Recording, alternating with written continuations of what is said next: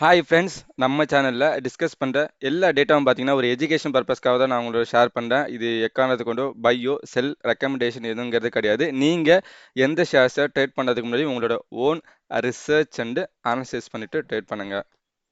Okay, so இன்னைக்கு நம்ம என்ன பார்க்க போகிறோம்னு பார்த்துடலாம். ஸோ அதுக்கு முன்னாடி என்னென்னா கொஞ்ச நாளாக வந்துட்டு நம்ம வீடியோ அப்படிங்கிறது போடல. ஸோ டெய்லி நம்மளால் வீடியோ போட முடியுமாங்கிறதும் தெரியல. ஆனால் வந்து ஒரு சாட்டர்டே சண்டே மட்டும் வீடியோ வந்து போடலாம் அப்படின்னு சொல்லிட்டு ஒரு ஐடியாவில் இருக்கேன்.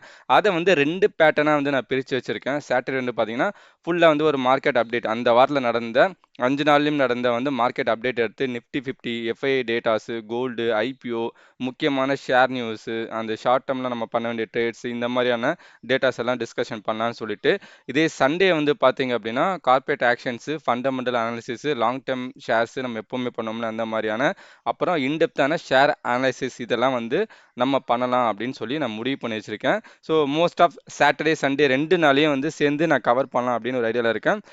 இந்த பேட்டர்னை யூஸ் பண்ணி தான் இன்னும் வரக்கூடிய காலங்களில் வீடியோஸ் போடலான்னு இருக்கேன். இதில் ஏதாவது ஆட் பண்ணணும், இல்லை ஏதாவது எலிமினேட் பண்ணணும், இல்லை உங்களுக்கு ஏதாவது தாட்ஸ் இருக்குது அப்படின்னா கண்டிப்பாக கமெண்ட் செக்ஷனில் போடுங்க. நான் அதை எடுத்துக்கிட்டு இன்னும் வந்துட்டு வீக்கெண்ட்ஸில் வந்து நல்ல குவாலிட்டியான உங்களுக்கு கண்டென்ட் தரத்துக்கு ட்ரை பண்ணுறேன். ஸோ இன்றைக்கி நம்ம வீடியோக்குள்ளே போயிடலாம். இன்றைக்கி வந்து பார்த்தீங்கன்னா மார்க்கெட் அனலைஸும் சில சில டேட்டாஸும் கலந்து போட்டிருக்கேன். இந்த வாரம் 2 நாள் கவர் பண்ண முடியாதனால இந்த ஒரு வாரத்திலே வந்து நான் எடுத்து மொத்தமாக கவர் பண்ணி வச்சுருக்கேன். ஃபஸ்ட்டு வந்து நிஃப்டி 50யோட டேட்டா பார்க்கலாம். நிஃப்டி 50 இன்றைக்கி பார்த்தீங்க அப்படின்னா ஒரு வாரமாக ஆரம்பித்த இடத்துலேருந்து திருப்பியும் வந்துட்டு அதே இடத்துல வந்துட்டு நிஃப்டி அப்படிங்கிறது முடிஞ்சிருக்கு. ஒரு பெரிய ஒரு பாசிட்டிவும் போகல, ஒரு பெரிய நெகட்டிவும் போகல. நெகட்டிவ் போயிருந்தாலும் திருப்பியும் ஆரம்பித்த இடத்துலேயே வந்து நிஃப்டி அப்படிங்கிறது நின்றுருக்கு. ஸோ இந்தியன் மார்க்கெட் வந்து பார்த்தீங்கன்னா ஒரு ரைசிங் சைட்வேஸ், நீங்கள் இந்த பேட்டர்னை பார்த்தீங்கன்னா தெரியும். இந்த லைனுக்குள்ளரே தான் ட்ராவல் ஆகிட்டு இருக்கு. மேலேயும் போல, இன்னும் கீழேயும் போல. ஸோ எந்த டைரக்ஷனுக்காக வெயிட் பண்ணிட்டு இருக்குன்னு பார்த்தீங்கன்னா முக்கியமான ஒரு 2 ரீசனுக்காக மார்க்கெட் வந்து ஒரு டைரக்ஷனை தேடிட்டு இருக்கு. ஒன்று வந்து பார்த்தீங்கன்னா இப்போ வந்து ரிசல்ட்ஸ் அப்படிங்கிறது வரப்போகுது. ஷேர்ஸோட ரிசல்ட்ஸ்லாம் பார்த்துட்டு மார்க்கெட் எக்ஸ்பெக்ட் பண்ணுற அளவுக்கு வரல அப்படின்னா மார்க்கெட் அப்படிங்கிறது கொஞ்சம் ரிவர்சல் அப்படின்னு நடக்கும்.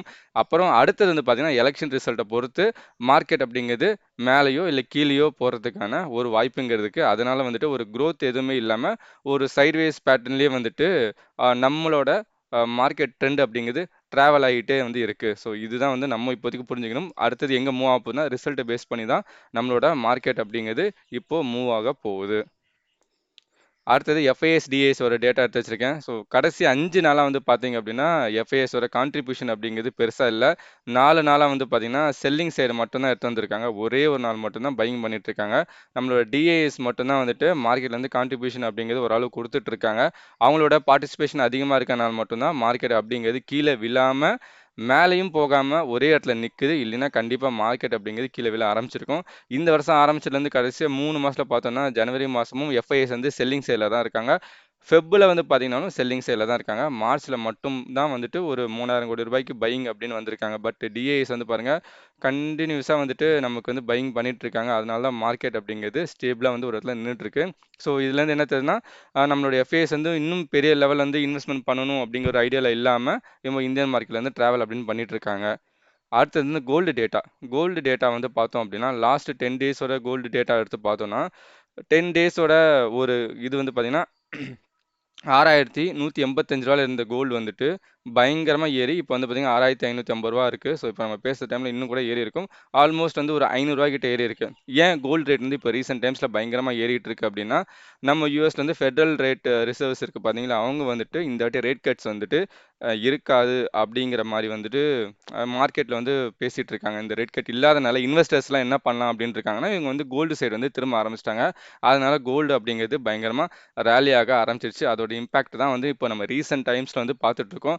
இன்னும் அவங்க ரேட் கட்ஸ் எல்லாம் பண்ண ஆரம்பிச்சிட்டாங்க அப்படின்னா கோல்டுங்கிறது கண்டிப்பாக ஒரு ரேலிக்குள்ளே போயிட்டு தான் வெளில வரும். ஸோ இது நமக்கு இந்த கிராஃபை பார்த்தாலே தெரியும். இந்த அக்டோபரில் ஆரம்பித்த ரேலி வந்துட்டு பயங்கரமாக இப்போ ரீசெண்ட் டைம்ஸில் தான் பயங்கரமாக வந்து ஏறி இருக்குது. உங்களுக்கு நல்லா தெரியும். ஸோ கோல்டை நோக்கி இன்வெஸ்ட்மெண்ட் அப்படிங்கிறது பெரிய பெரிய இன்வெஸ்டர்ஸ் பண்ணுறதுனால நம்மளும் அந்த சைடில் கொஞ்சம் கொஞ்சம் நம்ம கான்ட்ரிபியூஷன், அதாவது கோல்டு பீஸு, ஸோ கோல்டு லோன் தர கம்பெனிஸ் அந்த மாதிரி நம்ம ஃபோக்கஸ் பண்ணோம் அப்படின்னா ஒரு ஷார்ட் டேர்மில், ஏன்னா இப்போ இந்த நியூஸை வச்சு இந்த மார்க்கெட் வந்து மேலேயும் கீழே போயிட்டு இருக்கும். ஸோ அது மூலமாக நம்ம சின்ன லாபம் அப்படிங்கிறது சம்பாதிக்கலாம். அடுத்தது வந்து top gainer for this week என்னன்னு சொல்லி பார்த்தோம்னா டிவி ஸ்லாப். அடுத்தது HDFC பேங்க். HDFC பேங்க் ஏன் வந்து 5 நாளா வந்து ஏறி இருக்கான ரீசன் என்ன சொல்லி பார்த்தோம்னா மார்க்கெட் வந்து எக்ஸ்பெக்டேஷன் வந்துட்டு ஒரு நல்ல ரிசல்ட் தருவாங்கன்னு சொல்லி எக்ஸ்பெக்ட் பண்றாங்க. அதனால HDFC பேங்க்ங்கிறது ஏற ஆரம்பிச்சிருக்கு. அடுத்து வந்து டாடா ஸ்டீல் ஏறதுக்கான ரீசன் என்னன்னா சைனாலேருந்து இண்டஸ்ட்ரியல் growth-ஓட ரிசல்ட் நல்லா வரும் இந்த வருஷத்துக்கு அப்படின்னு சொன்னனால ஏற ஆரம்பிச்சிருக்கு.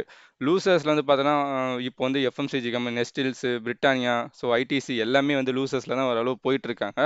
அடுத்தது ஹீரோ மோட்டார் கார்ப் வந்து சின்னதா வந்துட்டு ஒரு இன்வெஸ்டிகேஷன் இடி நடந்ததா ஒரு நியூஸ் பார்த்தேன். ஸோ அதனாலேயே கூட இவங்க வந்துட்டு டாப் லூசர்ல வந்துட்டு இந்த வாரம் வந்து வந்திருப்பாங்க. அது மட்டும் இல்லாம சிப்லா, பாரதி ஏர்டெல் இவங்க எல்லாமே வந்து லூசர்ஸ்ல வந்துட்டு இருக்காங்க. அடுத்தது இந்த ஐபிஓ. ஸோ இந்த பாரதி எக்ஸாகாம் ஐபிஓ அப்படிங்கிறது வந்துட்டு சப்ஸ்கிரிப்ஷன்லாம் முடிஞ்சிருச்சு. இப்போ எதுக்கு இந்த ஐபிஓ எடுத்து வச்சிருக்கேன் அப்படின்னா, இது வந்து ஒரு லிஸ்டிங் டேட்டுக்கான ஒரு ஐபிஓ. அதாவது கெயின் மட்டும் தான் பார்க்கறதுக்கான ஒரு ஐபிஓ. லாங் டர்முக்கு வந்து நம்ம இப்போ போய் இன்வெஸ்ட்மெண்ட் அப்படின்ட்டு பண்ண வேணாம். ஸோ அதுக்கான அளவுக்கான இந்த ஐபிஓ அப்படிங்கிறது பெரிய growth எதுவும் இல்ல அப்படிங்கிறது என்னோட ஒப்பீனியன். ஸோ அத ஜஸ்ட் கன்வே பண்ணணும் அப்படிங்கிறதுக்காக தான் இந்த ஐபிஓ வந்து எடுத்து வச்சிருக்கேன். மோர் ஆர் லெஸ் இது வந்து பார்த்தீங்கன்னா, ஒரு 10லேருந்து 14% லிஸ்டிங் டேட் அன்னைக்கான கெயின் வரும் அப்படின்னு சொல்லிட்டு கிரே மார்க்கெட்ல வந்து போயிட்டு இருக்கு. ஸோ அதை மட்டும் நம்ம புக் பண்ணிட்டு அழகா இதுலேருந்து வெளில அப்படிங்கிறது எக்ஸிட் ஆகுங்கிறது ஆயிடலாம். ஸோ உங்களோட ஃப்ரீ டைமில் ஸோ இந்த மாதிரி டேட்டாஸ்லாம் வந்து உங்களுக்கு தெரியணும், ஸ்டாக் மார்க்கெட்டான ஐடியாஸ்லாம் நல்லா கிடைக்கும்னா அதுக்கு ஒன்று பண்ணுங்கள். நம்ம சேனல் வந்து சப்ஸ்கிரைப் பண்ணுங்கள். இது வந்து எனக்கு ஒரு மோட்டிவேஷனாகவும் உங்களுக்கு இந்த மாதிரியான டேட்டாஸ் எல்லாம் உங்கள் கையில் இருக்க மொபைல் ஃபோனுக்கு வந்து சேரும். ஸோ அடுத்தது நியூஸ் ரிலேட்டடாக போயிடலாம். ஸோ அடுத்த நியூஸ் ரிலேட்டடாக பார்த்தீங்கன்னா ஹீட் வேவ் மூலமாக இந்த வருஷம் ஹீட் வேவ் அதிகமாக இருக்கும் அப்படின்னு ஒரு நியூஸ் குளோபல் லெவல் வந்ததுனால வோல்டாஸ், ஹேவல்ஸோட ஸ்டாக்ஸ் எல்லாமே வந்து பார்த்தீங்கன்னா, பயங்கரமா வந்துட்டு ஏற ஆரம்பிச்சிருக்கு. ஆனா, இது என்ன சொல்றாங்க அப்படின்னா, பெரிய பெரிய அந்த அனலைசர்ஸ்லாம் என்ன சொல்றாங்கன்னா, இது வந்துட்டு இந்த நியூஸ் பேஸ்லலாம் இது எதுவும் பண்ண முடியாது. ஏன்னா, பழைய டேட்டாஸ்லாம் எடுத்து பார்த்தா, அந்த மாரி ஹீட் வேவ்ஸ் வந்த அன்னைக்குலாம் வந்துட்டு பெருசா சேல்ஸ் எதுவுமே இல்ல அப்படின்னு வந்து சொல்லியிருக்காங்க. முக்கியமா ஐசிஐசிஐ செக்யூரிட்டீஸ் என்ன சொல்லியிருக்காங்கன்னா, அ இந்த சம்மர் ப்ராடக்ட்ஸான இந்த ஃபேன்ஸு, ஏர் கூலர்ஸ், ஏர் கண்டிஷனர், ரெஃப்ரிஜிரேட்டர் இது எல்லாமே வந்து பார்த்தீங்கன்னா, இந்த சம்மர் டைம்ல வந்து நல்லா சேல்ஸ் ஆகும். இல்ல இந்த ஹீட் வேவ் வந்ததுனால பயங்கரமா ஏறிடும் அப்படின்னு நீங்க நினைக்காதீங்க. பட் இந்த ஹிஸ்டாரிக்கல் டேட்டா எடுத்து பார்த்தோம்னா நமக்கு தெரியும். அந்த மாரிலாம் வந்து நடக்கல அப்படிங்கிறாங்க. இந்தியால வந்து 2002லேருந்து 2012 வரையும் ஹீட் வேவ் அப்படிங்கிறது நடக்கவே இல்ல. ஆனா அந்த டைம்ல தான் வந்து பார்த்தீங்கன்னா, இந்த மாரியான சம்மர் ப்ராடக்ட்ஸ் எல்லாமே நல்லா வந்து சேல்ஸ் ஆயிருக்குன்னு சொல்றாங்க. அதே டைம் வந்து 2012லேருந்து 2022 வரையும் பார்த்தீங்கன்னா, ஒரு 4 ஹீட் வேவ் அப்படி நடந்திருக்கு. ஆனா அந்த டைம்ல வந்து பெருசா வந்துட்டு இந்த சேல்ஸ் அப்படிங்கிறது நடக்கல அப்படிங்கிறதும் சொல்லியிருக்காங்க. அந்த டைம்ல வந்து பார்த்தீங்கன்னா, இந்த 3 ஹீட் வேவ்ஸ் 1992லேருந்து 2002 வரையும் நடந்தது பார்த்தீங்களா, அந்த டைம்ல கூட வோல்டாஸோட சிஏஜிஆர் வந்து பெருசா காட்டல. 3.7% தான் காட்டியிருக்காங்க அப்படின்னு வந்து சொல்லியிருக்காங்க. இது ஃபுல் அண்ட் ஃபுல் வந்து ஒரு நியூஸ் பேஸ்டு. இத வச்சுட்டுலாம் இந்த ஸ்டாக்ஸ்ல வந்து நம்ம பெருசா ஃபோக்கஸ் பண்ண வேணாம்னு சொல்லியிருக்காங்க. இத நம்ம வந்து ஜஸ்ட் அவங்க டேட்டாவோட எடுத்து பார்ப்போம். இந்த டேட்டால பார்த்தோம் அப்படின்னா, இது வந்து இயர் ஆன் இயருக்கான ப்ராஃபிட் 2000 கோடி ரூபாயில ஆரம்பிச்சவங்க நல்ல growth காட்டிட்டு, அதுக்கப்புறம் பார்த்தீங்கன்னா, பயங்கரமா வோல்டாஸ் அப்படிங்கிறது டவுன் ஆக ஆரம்பிச்சிருச்சு. அதுக்கான ரீசன் வந்து பார்த்தீங்கன்னா, பயங்கரமான ஒரு காம்படிஷன் வந்து நிலவிட்டு இருக்கு. அதனால தான் இவங்களால இன்னும் பெரிய லெவல்ல வந்து வளர முடியாம நின்னுட்டு இருக்காங்க. ஒரு டாடா ஸ்டாக்க பொறுத்தவரையும். அதேமாரி வந்து ஒவ்வொரு மார்ச் மாசம் மட்டும் தான் வந்துட்டு இவங்களோட ரிசல்ட் அப்படிங்கிறது பயங்கரமா வந்து வரும். அதுக்கப்புறம் வந்து பார்த்தீங்கன்னா, அதுக்கு அடுத்தது வந்து ஒரு ஜூன் மாசம் மட்டும் தான். அதுக்கப்புறம் வந்து திருப்பியும் வந்து டவுன் அப்படிங்கிறது ஆற ஆரம்பிச்சிரும். ஸோ இந்த டேட்டாஸ்லாம் தான் வந்துட்டு வோல்டாஸ் வந்து தூக்கி புடிச்சிட்டு இருக்கு. ஸோ இப்போ நம்ம இத என்ன பண்ணலாம் அப்படின்னு சொல்லி பார்த்தீங்கன்னா, ஒரு நல்ல ஒரு சப்போர்ட் லெவல் வந்து இந்த வோல்டாஸ் அப்படிங்கிறது நீங்க எடுத்து வச்சு, ஸோ இந்த இடத்துல வந்துட்டு யாராவது பை பண்ணீங்கன்னா, ஒரு 40% வந்து நல்ல ஒரு லாபத்துல இருப்பீங்க. இப்போ ஃபண்டமெண்டலா பார்த்தோம்னா, கண்டிப்பா வந்து இது கொஞ்சம் ஓவர் வேல்யூடான ஸ்டாக்ஸ். அந்த மாரி நான் பார்த்து எடுக்கிறேன்னா, கண்டிப்பா நீங்க கன்சிடர் அப்படின்னு பண்ணாதீங்க. பட் ஸ்டில் இந்த இந்த கேண்டில் பார்த்தீங்கன்னா தெரியும், இந்த நியூஸாலேயே பயங்கரமா ஏறிச்சு. அதிகபட்சமா இந்த நியூஸஸ் இந்த மேல இன்னும் கன்டினியூஸா வந்துச்சுன்னா, இந்த ஸ்டாக்குங்கிறது மேல ரூ. 1334 வரையும் போகும். ஸோ ஒரு ஸ்டாப் லாஸ் வச்சுட்டு நான் ட்ரை பண்ண முடியும், என்னால ரிஸ்க் எடுக்க முடியும்னு நினைக்கிறவங்க வேணா, இந்த வோல்டாஸ் அப்படிங்கிறத நம்ம வந்து கன்சிடர் பண்ணலாம். அடுத்தது வந்து பார்த்தீங்கன்னா, மணப்புரம், முத்தூட் ஃபின்ஸ், வைபவ், குளோபல் இந்த கம்பெனிஸ் எல்லாம் பார்த்தீங்கன்னா, கொஞ்சம் நல்லா ரேலி தரும். ஏன்னா, இந்த கோல்டு பிரைஸ் ஏறதுனால நல்ல ரேலி தரும் அப்படின்னு சொல்லிட்டு ஒரு ரிப்போர்ட் வந்து சொல்லியிருக்காங்க. ஸோ இது வந்து நீங்க பார்த்தீங்கன்னா தெரியும். எல்லோ மெட்டல் வந்து இருக்கையிலே லைஃப் டைம் ஹை வந்து ரீச் பண்ணியிருக்கு அப்படின்னு சொல்லியிருக்காங்க. ஸோ எல்லோ மெட்டல்னா நத்திங் பட் கோல்டு தான் வந்து சொல்றாங்க. ஸோ அது இல்லாம ரெட் கட்ஸ் வந்து எதிர்பார்க்குறாங்க அப்படின்னு சொல்லிட்டு குளோபல் லெவல்ல ஒரு ப்ரொஜெக்ஷன் இருக்கனால, இந்த கோல்டு லோன் தர கம்பெனிஸ் எல்லாம் வந்து ஒரு லாபம் அடையும் அப்படிங்கிறத சொல்லியிருக்காங்க. அந்த வகையில ஃபர்ஸ்ட் வந்து நம்ம மணப்புரம் ஃபினான்ஸ் எடுத்து பார்த்தோம்னா, இந்த இடத்துல நம்ம நெறைய வாட்டி டிஸ்கஷன் பண்ணியிருந்தோம். இது வந்து ஒரு சைட் வேஸ்ல வந்து போயிட்டு இருந்து ஒரு ரூ. 140 வந்து நம்ம நெறைய வாட்டி இங்க பேசிட்டு இருந்தோம். ஸோ இங்கேருந்தே வந்து பார்த்தீங்கன்னா, இந்த ஷேர் வந்து ஒரு நல்ல ரேலி குடுத்துருச்சு. இப்போ புதுசா நம்ம கன்சிடர் பண்ணலாமா அப்படின்னு சொல்லி கேட்டிங்கன்னா, இது ஆல் டைம் ரெசிஸ்டன்ஸ் இதெல்லாம் ஒரு முக்கியமான ரெசிஸ்டன்ஸ். இங்க பார்த்தீங்கன்னா உங்களுக்கு தெரியும். இது அடுத்து வந்துட்டு பெருசா பிரேக் அவுட் பண்ணி இந்த ஷேருங்கிறது மேல போவே இல்ல. ஒரு 2, 3 வாட்டி போனாலும் ரிவர்சல் அப்படிங்கிறது நடந்திருக்கு. ஸோ இது வந்து ஃபண்டமெண்டலா பார்த்தீங்கன்னா, ரொம்ப ஒரு சீப் பிரைஸ்ல தான் வந்து கிடைக்குது. இந்த ரேலில இந்த ஸ்டாக்ஸ் தான் இன்னும் பெரிய பார்ட்டிசிபேஷன்ல பண்ணாம இருக்கு. இது ஒரு ஸ்டாப் லாஸ் வச்சுட்டு கூட 179 அப்படிங்கிற ஸ்டாப் லாஸ் வச்சுட்டு கூட நம்ம கன்சிடர் பண்ணோம்னா, இங்கேருந்து ஒரு ரேலி குடுத்ததுன்னா நல்ல ஒரு ப்ராஃபிட் எடுக்கிறதுக்கான ஒரு வாய்ப்புங்கிறது மணப்புரம் ஃபினான்ஸ்ல நமக்கு கிடைக்கும். முத்தூட் ஃபினான்ஸுங்கிறது நல்ல ஒரு ரேலி கொடுத்துருச்சு. அதோட சப்போர்ட் லெவல்லேருந்து எடுத்துட்டு நல்லா மேலே போயிடுச்சு. ஃபண்டமெண்டலாக பார்க்கும்போது மணப்புரத்தை பார்க்கும்போது முத்தூட் வந்து கொஞ்சம் அதிகமாக தான் வந்து தெரியுது. ஸோ இந்த ஷேரும் வந்து பார்த்தீங்கன்னா இதோட ஆல் டைம் ரெசிஸ்டன்ஸில் தான் வந்து நின்றுருக்கு. இந்த இடத்த பிரேக் அவுட் பண்ணிட்டு மேலே போச்சு அப்படின்னா 1654. ஸோ அந்த இடத்த பிரேக் அவுட் பண்ணிட்டு ஒரு 1700 தாண்டி மேலே போச்சுன்னா வேணா ஃப்ரெஷ்ஷாக நம்ம வந்து கன்சிடர் வந்து பண்ணலாம். அது வரையும் நம்ம பண்ண வேண்டாம். அடுத்தது வந்து பார்த்தீங்கன்னா HDFC வந்து பேங்க்கு. ஸோ HDFC பேங்க் வந்து பார்த்தீங்கன்னா, இந்த வாட்டியான ரிசல்ட் வந்துட்டு நல்லா வரும். ரீட்டெயில் லோன் டபுள்ஸ் ஆகும். அது ROE வந்து அதிகமாகும் அப்படின்னு சொல்லி மார்க்கெட் எக்ஸ்பெக்ட் பண்ணுறதுனால, இந்த ஷேர்ஸ்ங்கிறது ஏற ஆரம்பிச்சிருக்கு. இந்த ஷேர்ஸை நம்ம இங்கே இறங்க ஆரம்பிச்சதுலேருந்து நிறைய டைம் கன்சிடர் அப்படிங்கிறது பண்ணோம், பேசிட்டு இருந்தோம். இப்பயும் நல்லா கன்சிடர் பண்ணுற இடத்துல தான் இருக்குது. ஆனால் இதோட ரிட்டர்ன்ஸ் வந்து பார்த்தீங்கன்னா, இந்த ஒரு வீக்லியோ இல்லை ஒரு மந்த்லியோ வந்துட்டு நீங்கள் எதிர்பார்க்குற அளவுக்கான ரிட்டர்ன்ஸ் கிடைக்காது. இயர் கணக்காக வெயிட் பண்ணணும் கண்டிப்பாக HDFC பேங்கை பொறுத்தவரையும். ஸோ அந்த மாதிரி என்னால் பண்ண முடியும்னு நினைக்கிறவங்க கண்டிப்பாக HDFC பேங்க்குங்கிறத ஃபோக்கஸ் பண்ணலாம். இல்லைன்னா கண்டிப்பாக இந்த ஷேர்ஸை அப்படிங்கிறத நீங்கள் இப்போதைக்கு தவிர்க்கலாம். கண்டிப்பாக பொறுமையாக ரொம்ப சோதிக்கும் பொறுமையாக தான் இந்த ஷேர் அப்படிங்கிறது மேலே ஏறும்.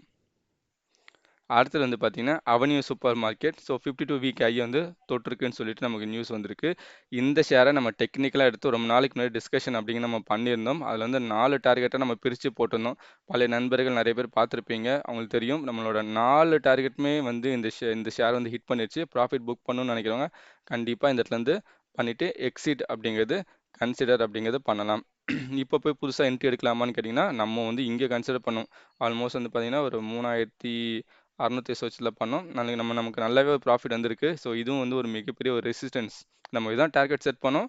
அந்த இடத்துக்கு வந்துடுச்சு. கண்டிப்பாக ப்ராஃபிட் அப்படிங்கிறது நம்ம புக் பண்ணிக்கலாம். ஸோ அடுத்தது வந்து பார்த்தீங்கன்னா Kalyan jewellers. So Kalyan jewellers வந்து பார்த்தீங்கன்னா நல்ல சேல்ஸ் growth அப்படின்னு காத்திருக்காங்க. ஒரு 34%க்கான இந்த டைம் அதாவது இந்த வெட்டிங் சீசன் டைமில் வந்து growth நல்லா இருக்குது அப்படின்னு சொல்லியிருக்காங்க. இந்த இயருக்கு வந்து பார்த்தீங்கன்னா 23, 24க்கு வந்து ஒரு 31%க்கான ரெவன்யூ வந்து நல்லா ஏறி இருக்கு அப்படின்னு சொல்லியிருக்காங்க. இந்தியாவில் பர்டிகுலராக பார்த்தீங்கன்னா 38% வந்து இந்த Q4ல வந்திருக்கு. இந்த வருஷத்துக்கு வந்து பார்த்தீங்கன்னா ஆல்மோஸ்ட் வந்து ஒரு 36%க்கான growth வந்து வந்திருக்கு ப்ரீவியஸ் இயரை கம்பேர் பண்ணும்போது சொல்லியிருக்காங்க. அது மட்டும் இல்லாமல் ஷோரூம்ஸ் வந்து ஒரு 10 ஷோரூம்ஸ் புதுசாக ஆட் பண்ணியிருக்காங்க. மிடில் ஈஸ்ட்டில் வந்துட்டு நல்ல கான்ட்ரிபியூஷன் வந்து இவங்களுக்கு வந்துட்டு இருக்கு. 14% வந்து வந்து ரெவென்யூ அப்படிங்கிறது கிரியேட் பண்ணிக்கிட்டே இருக்காங்க. ஸோ இவங்களோட நம்மளோட டெக்னிக்கல் சார்ட் பேட்டர்ன் எடுத்து பார்த்தோம் அப்படின்னா பயங்கரமாக ரேலி கொடுக்க ஆரம்பிச்சு ஏறிச்சிச்சு. ஃபண்டமெண்டலாக பார்த்தீங்கன்னா கொஞ்சம் ஓவர் வேல்யூடான ஸ்டாக்ஸ் தான். பட் ஸ்டில் இப்போ நம்ம வந்து இங்கே 325 ஒரு வாட்டி கன்சிடர் பண்ணோம். இதுக்கப்புறம் இங்கே ஃப்ரெஷ்ஷாக கன்சிடர் பண்ணலாம்னா கண்டிப்பாக பண்ணலாம். பட் ஸ்டில் இங்கே வந்து நீங்கள் ஒரு ஸ்டாப் லாஸ் அப்படிங்கிறது ஒரு 400 430 ட்ரேட் ஆகிட்டு இருக்கு. 400 ஸ்டாப் லாஸ் அப்படின்னு நீங்கள் ஃபிக்ஸ் பண்ணிவிட்டு ஒரு என்ட்ரி எடுக்கணும். ஒரு ரிஸ்க் லெவல் வச்சுட்டு நீங்கள் என்னால் எடுக்க முடியும்னு நினைக்கிறவங்க எடுக்கலாம். பட் ஃபண்டமெண்டலாக பார்த்தீங்க அப்படின்னா இந்த ஸ்டாக்குங்கிறத கன்சிடர் பண்ண வேண்டாம். ஸோ அவ்வளோதான் நண்பர்களே. இன்னைக்கு நம்ம கையில் இருக்க டேட்டா கண்டிப்பாக வந்து இந்த சாட்டர்டே சண்டே பேட்டர்ன்ஸ் வந்துட்டு நம்ம டிஸ்கஷன் பண்ணோம். இல்லை ஏதாவது ஆட் பண்ணோம், இல்லை எலிமினேட் பண்ணோம், இல்லை உங்களோட கமெண்ட்ஸ் ஏதாவது இருந்தால் கண்டிப்பாக கமெண்ட் செக்ஷனில் போடுங்க. நான் கண்டிப்பாக கன்சிடர் அப்படிங்கிறது பண்ணலாம். ஸோ கண்டிப்பாக சப்போர்ட் அப்படிங்கிறது எப்பவும் போல் பண்ணுங்கள். தேங்க்ஸ் ஃபார் வாட்சிங்.